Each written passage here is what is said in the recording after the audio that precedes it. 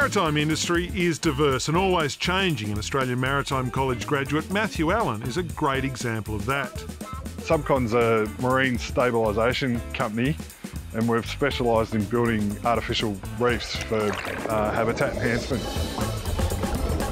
We've been doing it for 6 years, and we've built 21 artificial reefs now and gone international, so it's pretty exciting. Starting in oil and gas, Matthew's company has now evolved into creating a structure fishermen from right around the country can enjoy every day.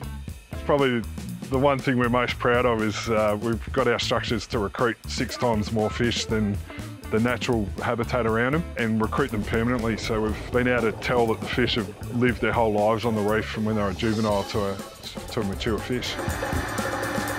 If you can build structures, firstly that are stable, but secondly that interact with the sea currents to lift nutrient into the water column, and then provide lots of different complex habitat for fish, we can engineer them to become really productive. We try and get the full range, so we actually start with the flora, like the plant life that's growing on it and the crustaceans, and if we can recruit those and recruit bait fish onto the structure, then you can recruit pelagics and demersals and everything across the full ecosystem.